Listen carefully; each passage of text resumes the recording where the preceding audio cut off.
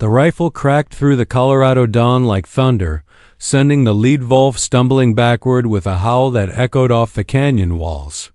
Marlo Sinclair didn't hesitate. She pumped the lever action and fired again, scattering the pack that had cornered the dark-haired boy against the red rocks.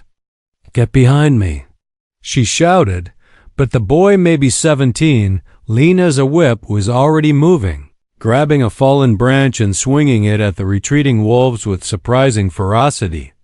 The last wolf, scarred and massive, held its ground for a heartbeat longer, yellow eyes fixed on the boy with an intelligence that made Marlo's skin crawl. Then it melted into the shadows between the pines. "You hurt?" Marlo asked, lowering her Winchester. The boy turned, and she caught her breath. His face was all sharp angles and bronze skin, with eyes so dark they seemed to hold midnight. Blood trickled from claw marks on his shoulder. "I'm fine," he said quietly, but his voice carried an odd formality, like he was translating thoughts from another language. "You saved my life. Those weren't ordinary wolves." Marlo studied the tracks in the dust. Too big, too organized. "What's your name, kid?" A long pause. "Kestrel." Not his real name, she could tell by the way he said it, careful and rehearsed. But everyone in Canyon Ridge had secrets. Hell, she'd been running from her own for 3 years, ever since she'd fled Boston and her father's expectations. "Well, Kestrel, you're bleeding all over my favorite hunting spot. Come on." She shouldered her rifle. "My cabin's a mile up the ridge." He followed without argument, moving through the forest like he'd been born to it. Marlo found herself stealing glances at him, the way he stepped around spider webs without seeming to see them, how he paused when the wind shifted, tilting his head like he was listening to voices she couldn't hear at her cabin. She cleaned his wounds with whiskey that made him hiss through his teeth. Up close, she noticed things. Turquoise beads braided into his black hair, a silver pendant at his throat carved with symbols she didn't recognize, hands that were calloused from work but bore no scars from fighting. "You're not from around here," she said, dabbing iodine on the deepest cut. No, his dark eyes met hers. "Are you?" "Fairpoint, Boston. My father owns half the textile mills on the East Coast. Wanted me to marry his business partner's son." She snorted. "I told him I'd rather eat glass." For the first time, Kestrel smiled, a slow, genuine expression that transformed his serious face. "So you came here. So I came here." She capped the iodine bottle. "What about you?" "Running from something too?" The smile faded. "Running to something. My grandfather... he's dying. He sent me to find something that was lost." His fingers touched the pendant at his throat. "Something important to my people." "Your people?" But Kestrel was already standing, testing his bandaged shoulder. "Thank you, Marlo Sinclair, for everything." He'd seen her name carved into the pew cabin door, but something in the way he said it made her wonder if he'd known it before. Wait, but he was already at the door, moving with that uncanny silence. Those wolves might come back. He turned in the doorway, and for a moment the morning light caught his face, revealing something ancient in those midnight eyes. "They weren't after me," he said quietly. "They were protecting something, and now... He looked at her with an expression she couldn't read. "Now they know about you too." The door closed behind him, leaving Marlo alone with questions she couldn't answer and the lingering scent of sage and wild places. 3 days later, the dream started. Marlo woke gasping, her nightgown soaked with sweat, images of running. Wolves and blazing fires still dancing behind her eyelids. In the dreams, she stood in a vast canyon where the walls were painted with symbols that seemed to move and shift when she wasn't looking directly at them. And always, she heard a voice calling her name, not in English, but in a language that her sleeping mind understood perfectly. By the fourth morning, dark circles ringed her eyes and her hands shook as she made coffee. She'd been living alone in these mountains for 3 years, and solitude had never bothered her before. But now the silence felt oppressive, broken only by the scratch of pine boughs against her windows and the distant howl of wolves that sounded too much like the ones from her dreams. She was splitting firewood behind the cabin when she heard footsteps on the trail. Her rifle was 20 feet away, leaning against the cabin wall. Too far. Easy, a familiar voice said. Kestrel emerged from the trees, hands visible and empty. He looked different in daylight, older somehow, though she doubted he was much past 20. I come in peace. Funny. Marlowe didn't lower the axe. That's exactly what someone who doesn't come in peace would say. He stopped 10 feet away, and she noticed he favored his left leg slightly.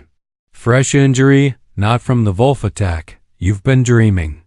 It wasn't a question. Marlowe felt ice slide down her spine despite the morning heat. How could you possibly know that? Instead of answering, Kestrel reached into his leather jacket and pulled out something that made her breath catch. It was a piece of pottery, ancient-looking, covered in the same symbols she'd seen painted on canyon walls in her dreams. "This belonged to my great-grandmother," he said quietly. "She was a medicine woman, one of the last to know the old ways before ... double quotes. He didn't finish the sentence. She could speak to the spirits, see things that hadn't happened yet. The night she died, she told my grandfather that a woman with hair like winter wheat would come from the east. She would save the last heir when the wolves came for him." Marlowe's grip on the axe tightened. Hair like winter wheat? Kestrel's dark eyes found hers. She said this woman would be the key to finding what was lost. But she also said ... double quotes. He hesitated. She said the woman would have to choose between two worlds, and that choice would determine whether our people survived. Your people. Marlowe set the axe down carefully. Who exactly are your people, Kestrel? My name isn't Kestrel. He stepped closer, and she caught that scent again, sage and cedar and something wild. It's Ayana. Ayana Bege. And I'm the last in a bloodline that stretches back 15 generations to the original Navajo medicine keepers. The words hit her like a physical blow. She'd heard stories, of course. Everyone who lived in the Southwest knew something about the Navajo. But she'd thought of them as history, not as living people with names and faces and grandfathers who were dying. Last heir, she repeated slowly. What happened to the others? Pain flickered across his features. Disease, war, forced relocations that scattered families across 1,000 miles. Some died fighting to keep our land. Others died trying to forget they were Navajo at all. His hand touched the pendant at his throat again. My grandfather is the final keeper of certain ... knowledge.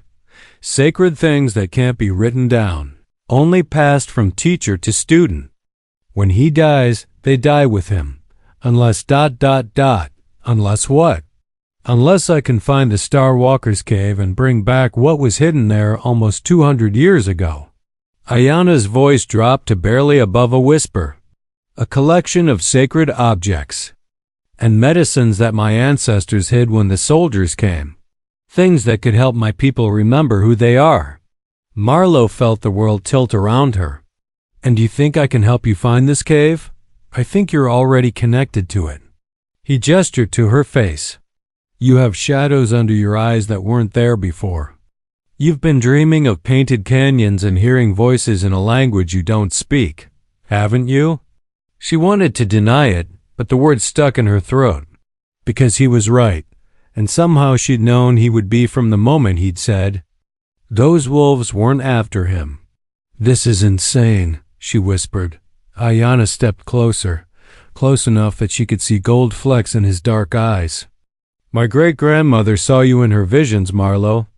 She saw you standing at the mouth of the Star Walker's cave, holding the sacred bundle that will save my people. But she also saw darkness coming for you. The same darkness that sent those wolves." "What kind of darkness?" Before he could answer, a sound like thunder rolled across the canyon. But the sky was clear, and the noise came from below, from the direction of town. Black smoke began to rise in the distance. Ayana's face went pale. They found me.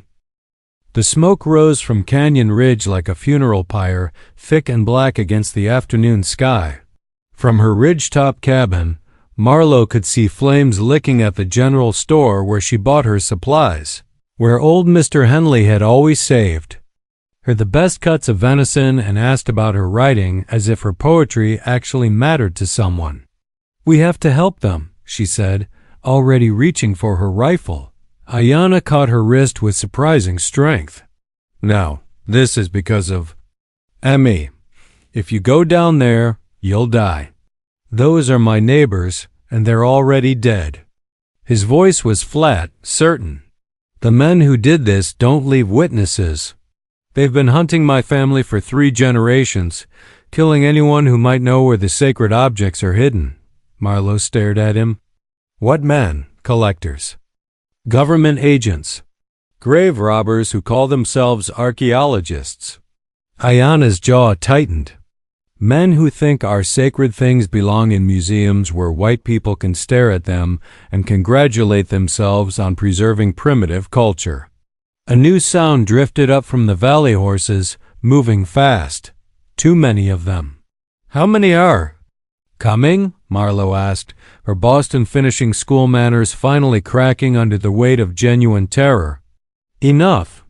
Ayana was already moving, grabbing supplies from her cabin with practiced efficiency. "There's a box canyon about 5 miles north. We can reach it before dark if we move fast. I'm not running away from my home." He stopped, turned to face her with an expression that was part frustration, part desperate pleading. "Your home is gone, Marlowe. The moment you pulled that trigger to save me, you chose a side in a war you didn't even know existed. These men won't stop hunting you now, not until you're dead or they have what they want." The sound of hoofbeats was getting closer. Marlowe grabbed her rifle, ammunition, and the leather satchel where she kept her poem, the only things in the cabin that couldn't be replaced. "What exactly do they want? The same thing I want? The Star Walker's cache." Ayana led her out the back door, moving through the trees with that uncanny silence she'd noticed before. "But they want it for profit. I want it to save what's left of my people." They climbed steadily, following game trails that seemed invisible until Ayana pointed them out. Marlowe's lungs burned 3 years of mountain living had made her strong, but she wasn't used to this pace. Behind them, she could hear their pursuers crashing through the underbrush like a herd of buffalo. How do they even know about this? "Cash?" she gasped. "My great-great-grandfather." Ayana's voice was bitter. "When the soldiers forced our people onto the reservation, they tortured him for information about hidden treasures. He died without telling them anything but his screams." He shook his head. Some things echo down through generations. They reached the box canyon as the sun touched the western peaks, painting the rock walls deep red. It was a hidden place, narrow and deep, with a spring that fed a small pool surrounded by cottonwoods. Ancient petroglyphs covered the walls, spirals and handprints and animal figures that seemed to dance in the fading light. "We should be safe here tonight," Ayana said, but his eyes kept scanning the canyon rim. Marlowe collapsed beside the spring, her city-soft hands already blistering from the climb. "Safe from what? Exactly? Who are these men?" "The leader calls himself Colonel Morrison, though I doubt that's his real name or rank." Ayana knelt beside the pool, cupping water to his lips. "He's been collecting native artifacts for 20 years, selling them to private museums and wealthy collectors back east. But the Star Walker's cache." His voice dropped. "That would be the crown of his career. Sacred objects that have never been cataloged or photographed, things so powerful that my people hid them rather than let them fall into foreign hands." "Powerful how?" Ayana was quiet. for so long that Marlowe thought he wouldn't answer. When he finally spoke, his voice was barely above a whisper. My great-grandmother could call rain in drought years. My grandfather can heal wounds that should kill a man. The old knowledge isn't just stories and ceremonies, Marlowe. It's real. It works, and if men like Morrison get their hands on it, Coyote howled somewhere in the darkness beyond the canyon mouth. Then another. And another, but these weren't coyotes. Ayanna was on his feet instantly, pulling her deeper into the shadows under the cottonwoods. They found us. How is that possible? They have trackers. Men who know these mountains better than we do. His hand found hers in the darkness, warm and steady despite the tension in his voice. There's something I haven't told you, Marlowe. Something my great-grandmother saw in her vision. The howls were getting closer, echoing off the canyon walls in a way that made it impossible to tell how many there were or where they were coming from. She saw you making a choice, Ayanna continued, between your old life and a new one. Between safety and truth. Between the world you knew and a world you can't even imagine yet. Marlowe's throat was dry despite the water nearby. What kind of choice? The kind where there's no going back. His fingers tightened around hers. She saw you standing at the threshold of the Star Walker's cave, holding objects that could change everything. But she also saw you walking away from them, choosing a simple life over a dangerous truth. And which did I choose? The howl stopped abruptly, leaving a silence that was somehow worse than the noise had been. In that silence, Marlowe could hear her own heartbeat, could smell the sage and cedar scent that seemed to follow Ayanna everywhere. That, he said quietly, is what we're about to find out. The attack came at dawn. Marlowe woke to the sound of rifles cracking like dry branches, echoes bouncing off the canyon walls in a deadly percussion. Ayanna was already up, pressing himself against the rock face beside the narrow entrance to their hiding place among the cottonwoods. 5 men, he whispered, maybe 6. They've got us pinned, but they can't see exactly where we are. Yet, Marlowe added grimly. She checked her Winchester 12 rounds left. Not nearly enough if this turned into a siege. There's another way out. Ayanna pointed up the canyon wall where ancient handholds had been carved into the red rock. The old people used it as an escape route. But it's dangerous. And quotes he hesitated. And what? And it leads directly to the Star Walker's cave. Another volley of shots peppered the trees around them, sending bark flying. A voice echoed from the canyon mouth-cultured Eastern, the kind of accent Marlowe recognized from her father's business. Dinners, Miss Sinclair, I know you can hear me. My name is Colonel Morrison. I believe you have something that belongs to me. Marlowe and Ayanna exchanged glances. I don't have anything, she called back. Oh, but you do. Morrison's voice carried amusement, as if this were all an elaborate game. You have the last heir to the Navajo medicine keeper bloodline, worth more to me than all the artifacts in the world, really. You see, some secrets can only be passed down through blood. And young Mr. Begay, there is the final link in a very ancient chain. Ayanna's face had gone pale. He doesn't want the artifacts, he whispered. He wants me. To force the location from me like they did to my great-great-grandfather. Well, that's not happening. Marlowe surprised herself with the steel in her voice. How long to reach this cave? 2 hours if we climb fast. But Marlowe double count arm. My great-grandmother's vision. She saw this moment. She said, you'd have to choose between saving me and finding the cache. Because the path to the cave He swallowed hard. It's a one-way journey. There's no way back down once we start climbing. More shots, closer this time. Morrison's men were advancing, using the morning shadows for cover. Miss Sinclair, Morrison called again, I'm a reasonable man. Give me the boy, and I'll let you walk away. You can return to your quiet mountain life, write your pretty poems, pretend none of this ever happened. It was exactly what part of her wanted, the part that had been raised on Boston propriety and the belief that some problems could be solved by simply refusing to acknowledge them.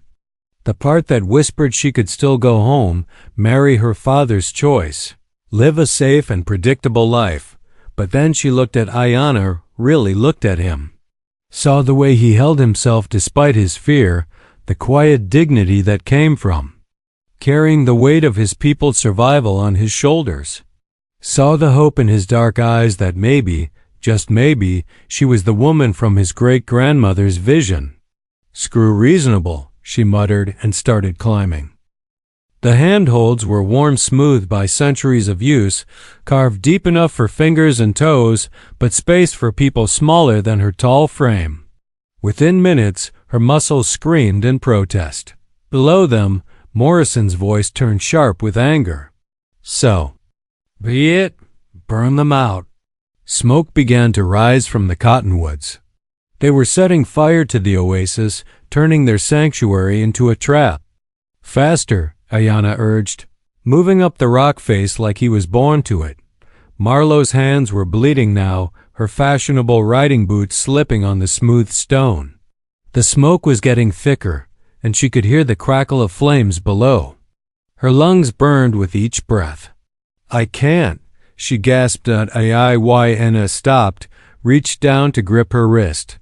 "Yes, you can. My great-grandmother saw you do this. She saw you standing in the Starwalker's cave, holding the sacred bundle. It has to be you, Marlowe. It has to be. What if she was wrong? Then we die together." His voice was steady, certain. "But I'd rather die trying to save my people than live knowing I gave up." Something in his words gave her strength she didn't know she had. Hand over hand, foot by foot, she followed him up the canyon wall as smoke billowed around them and Morrison's curses echoed from below. The cave mouth appeared suddenly, a dark slash in the red rock about 30 feet wide. Ancient symbols were carved around the entrance, spirals and thunderbirds and human figures with their arms raised to the sky. The moment Marlowe crossed the threshold, she felt it, a presence, ancient and watchful, that made her skin tingle. "My God," she whispered. The cave stretched back into darkness, but even in the dim light from the entrance, she could see them pottery vessels lined up along the walls, beaded clothing draped on stone shelves, medicine bundles wrapped in hide and sinew, objects that radiated power even after 2 centuries hidden in the dark. "The Starwalker's cache," Ayanna said softly. "Everything my ancestors saved when the soldiers came." But Marlowe was looking deeper into the cave, where something glinted in the shadows. Not pottery or beadwork, but metal, modern metal. "Ayanna," she said quietly, "we're not alone." A figure stepped out of the darkness, a woman with iron-gray hair and skin like weathered leather, dressed in traditional Navajo clothing that looked both ancient and perfectly preserved. Her eyes held the same midnight darkness as Ayanna's, but with depths that spoke of years Marlowe couldn't even imagine. "Great-grandmother?" Ayanna's voice cracked like a boy's. The old woman smiled, and Marlowe realized she was looking at a ghost. "You are not dead," the apparition said to Ayanna, and her voice carried the rustle of wind through sage. "That is good. I was beginning to worry my vision was clouded by too much hope." Marlowe felt the world tilt around her. The woman standing before them was translucent, like moonlight on water, but her presence filled the cave with an energy that made the air itself seem to hum. "This isn't possible," Marlowe whispered. "Many things are possible that your people have forgotten," the spirit replied, turning those ancient eyes on her. "You are Marlowe Sinclair, the woman with hair like winter wheat who would save the last heir. I saved him from wolves. That's all, is it?" The ghost moved deeper into the cave, and where she walked, the darkness seemed to retreat. "You saved him from men who would torture him for knowledge. You climbed the sacred path when your body screamed for you to stop. You chose his people's survival over your own safety. She paused beside one of the medicine bundles. These are not small things, child. Outside, they could hear Morrison's men shouting, but the sound seemed distant now, as if the cave existed in a different world entirely. Great-grandmother, Ayanna said urgently, the sacred objects Morrison has trackers, helicopters maybe. He'll find another way up here eventually. Yes, the spirit's expression grew sad. Men like him always do. They take and take until there is nothing left to take. She gestured to the artifacts around them. These have been hidden for 200 years, waiting for the right moment to return to the people. But the people, she sighed, scattered, forgotten. How do you give power back to a nation that has been broken into 1,000 pieces? You start with one person, Marlowe said, surprising herself. One person who remembers, who teaches another, who refuses to let it die. The ghost smiled, and for a moment she looked less like an ancient spirit and more like a grandmother pleased with a clever grandchild. You understand. This is why you were chosen. Chosen for what? Instead of answering directly, the apparition led them deeper into the cave, past the pottery and medicine bundles to a place where the walls opened into a vast circular chamber. Petroglyphs covered every surface, not just decorative patterns, but complex symbols that seemed to tell stories, record ceremonies, preserve knowledge in ways that written language never could. The Starwalker was my grandfather's grandfather. The spirit explained. A medicine man who could speak with the spirits of stars and wind and growing things. When the soldiers came to force our people from their land, he gathered the most sacred objects, not just things, but knowledge itself, and hid them here. She stopped before a small alcove where a single bundle sat wrapped in pristine white deerskin, despite the centuries it had waited in the darkness. This contains not just herbs and stones and ceremonial items, she continued, but the accumulated wisdom of 15 generations of medicine keepers, songs that can call rain, prayers that can heal the sick, stories that remember the true names of things. Her eyes found Ayanna's, all of it waiting for the last heir to carry it back to the world. But there are so few of us left, Ayanna protested. Even if I could learn everything in that bundle, even if I could become the medicine keeper my grandfather trained me to be, what difference would one man make? One man makes all the difference, his great-grandmother replied. One man who remembers can teach others to remember. One man who refuses to let the old ways die can inspire 1,000 others to live them again. She turned to Marlowe. But he cannot do it alone. The vision showed me this. The woman with hair like winter wheat would be his partner, his anchor. To both worlds, the one that was and the one that might be. Marlowe felt her heart skip. Partner? You think it is coincidence that you came to these mountains? That you chose to live alone rather than accept the life your father planned for? You? The spirit's smile was knowing. You have been running toward this moment your whole life, child, running toward him. The sounds of Morrison's men were getting closer, boots on stone, voices echoing in the canyon below. But here in the sacred chamber, time seemed suspended, as if the ancient walls could hold back the world outside for just a little longer.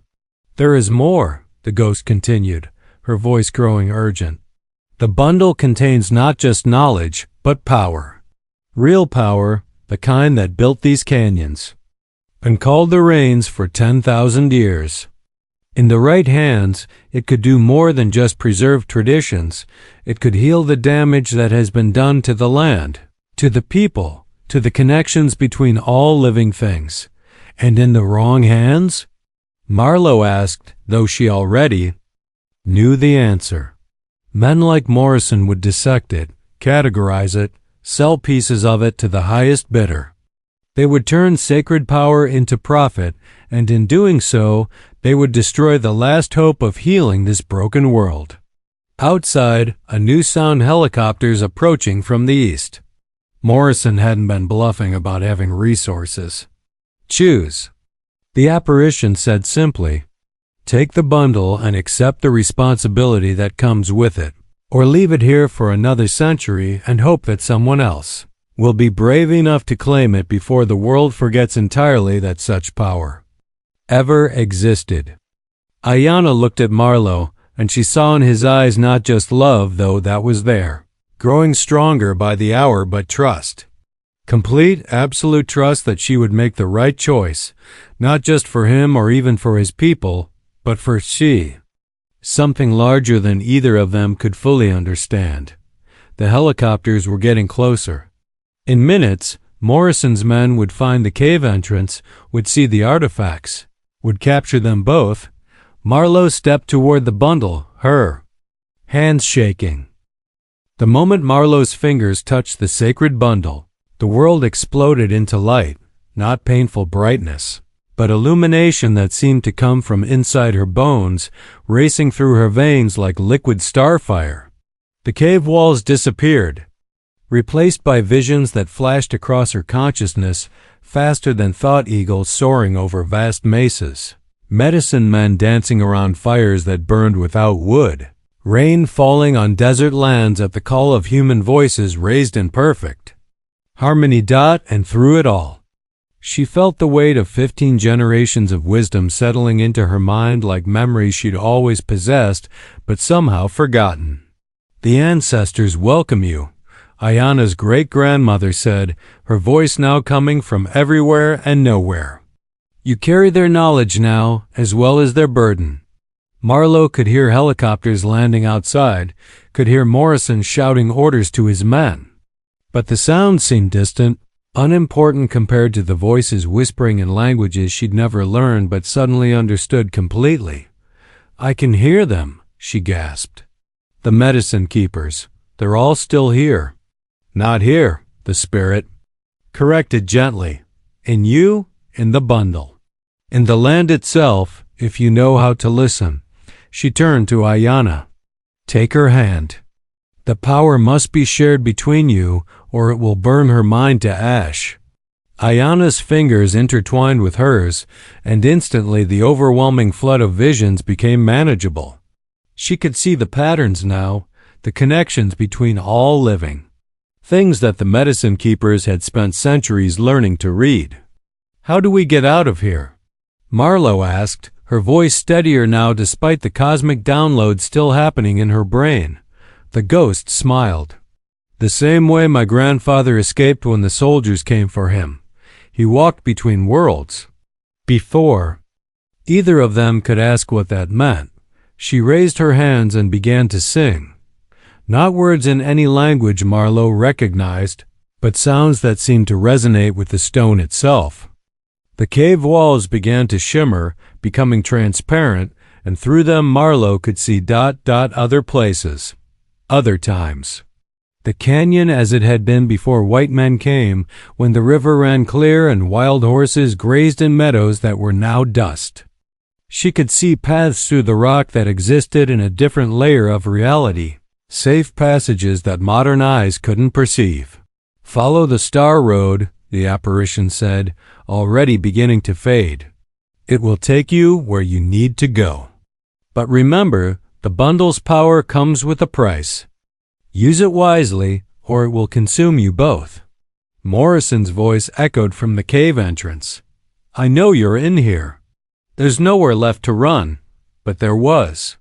Marlowe could see it now, a shimmering pathway that led not out of the cave, but deeper into the mountain, into layers of existence where helicopters and rifles couldn't follow.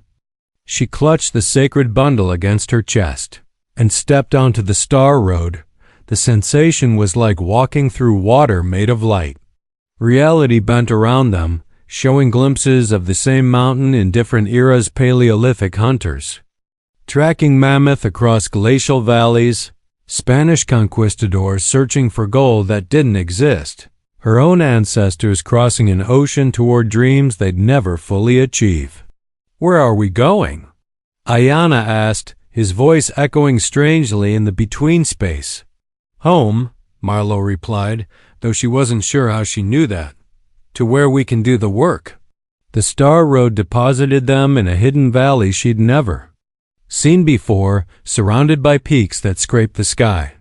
A stream ran through the center, feeding meadows where wildflowers bloomed in impossible profusion despite the altitude.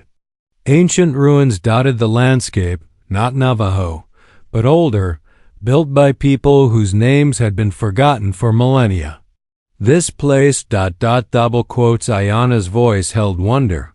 "It's not on any map." "It doesn't exist on maps," Marlowe said. "The bundles." Knowledge flowing through her like a second heartbeat. "Only in the spaces between what is and what could be." The medicine keepers built it as a sanctuary, a place where the old knowledge could survive no matter what happened in the outer world.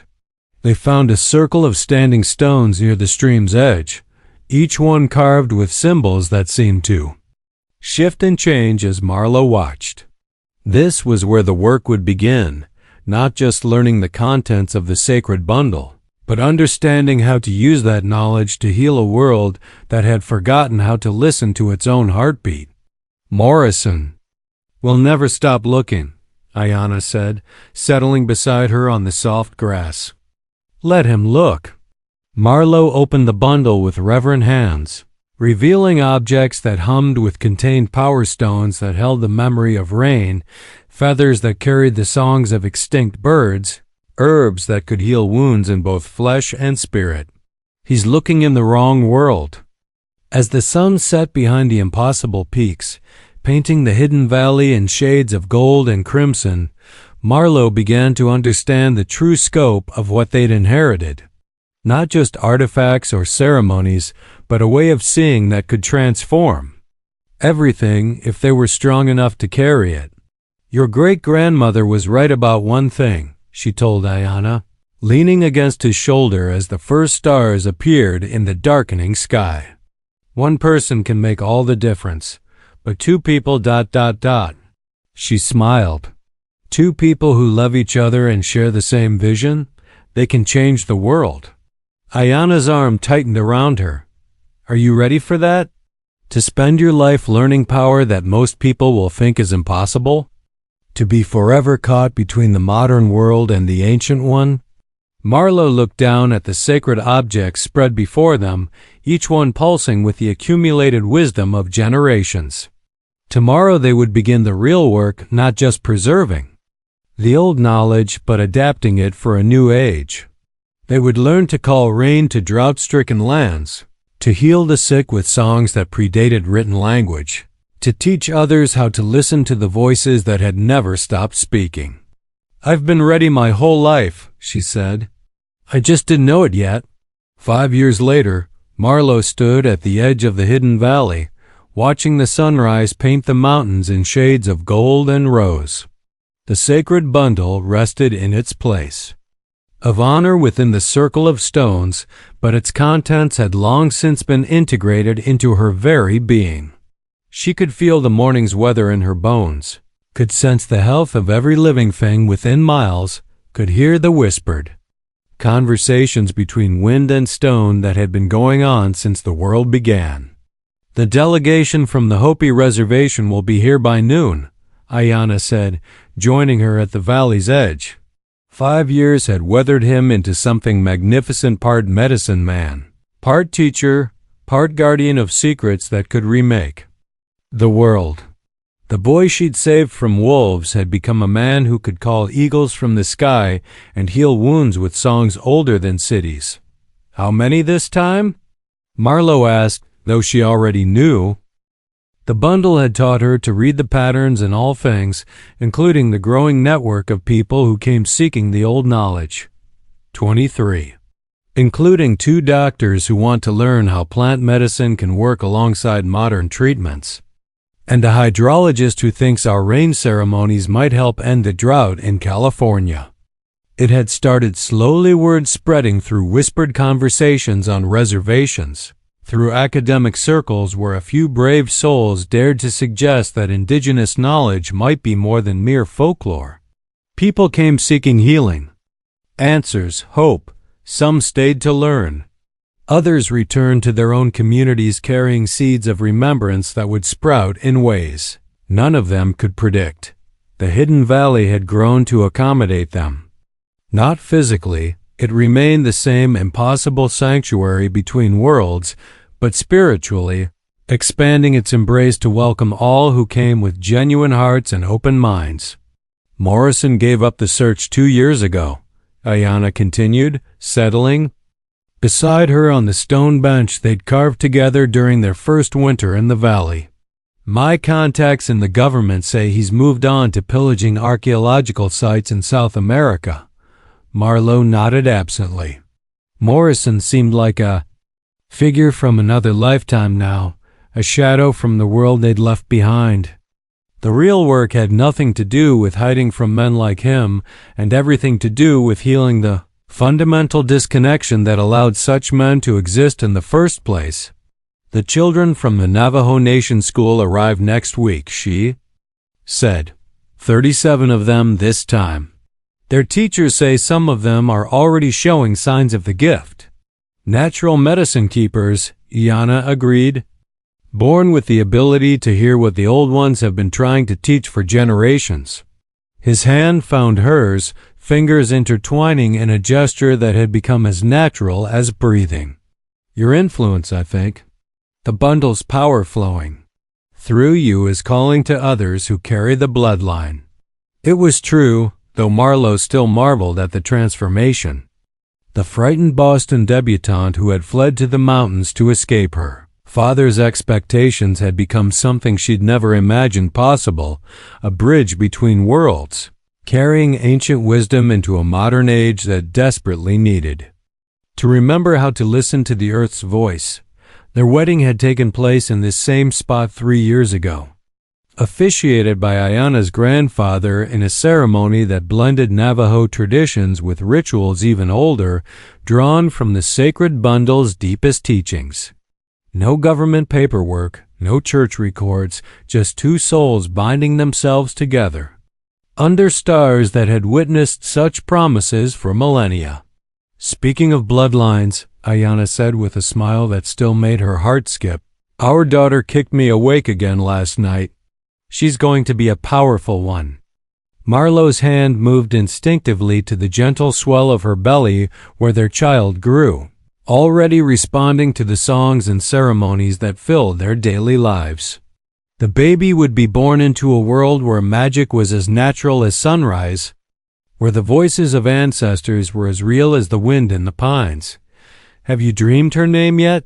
She asked. Nashoba, Ayanna replied without hesitation. She who walks between worlds.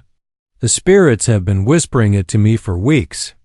Below them in the valley, the morning students were already gathering around the teaching circles, young people from dozens of tribes, plus a growing number of non-natives who had proven their sincerity and earned the right to learn. They came seeking everything from traditional medicine to drought ending, ceremonies to the simple peace that came from understanding their place in the web of all living things. The world is changing, Marlowe observed, watching a young Lakota woman demonstrate plant identification to a mixed group that included a Harvard-educated botanist, a Pueblo teenager, and a former Silicon Valley executive who'd given up a 7-figure salary to learn the old ways. We're changing it, Ayanna corrected gently.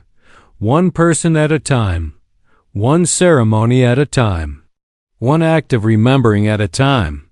It was true.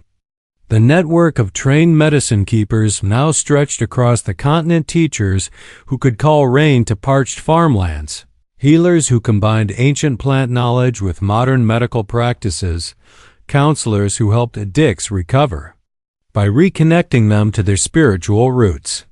None of them worked miracles, exactly, but together they were slowly weaving a new pattern of possibility into the fabric of the world. Your father sent another letter, Ayanna mentioned casually.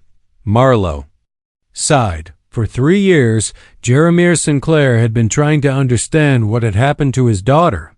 His letters progressed from anger to bewilderment to grudging acceptance to something that might actually be pride, though he'd never admit it. He wants to visit again? He wants to bring his board of directors.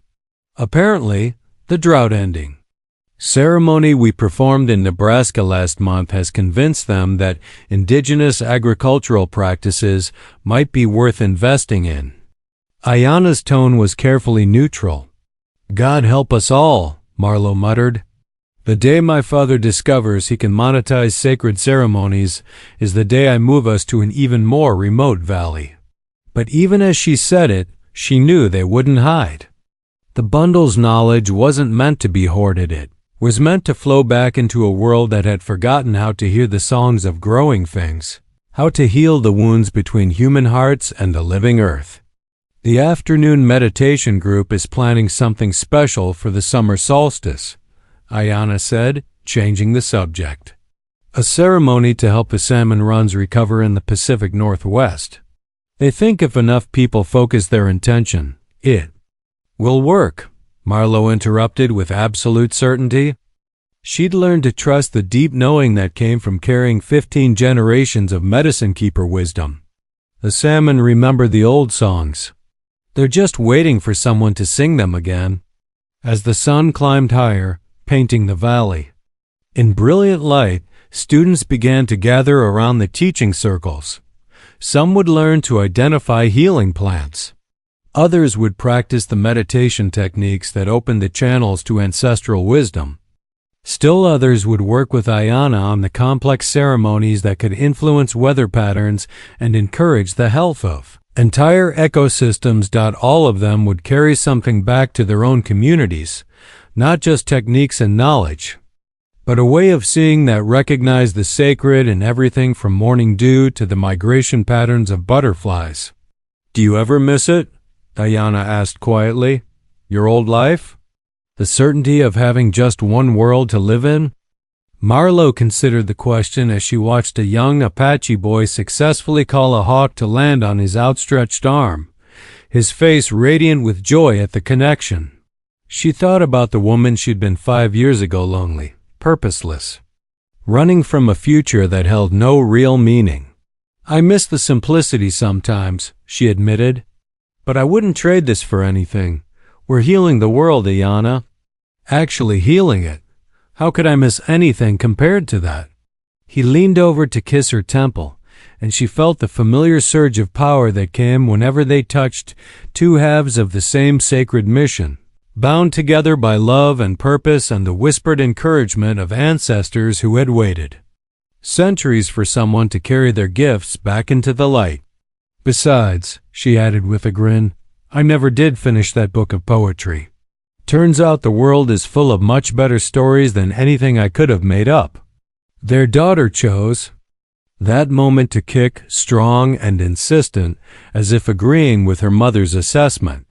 In 7 months, there would be a new medicine keeper in the world, one born to parents who had already begun teaching her the songs of stars and the languages of growing things. The future stretched before them like an unwritten song, full of possibility and purpose, and the kind of love that could heal broken worlds.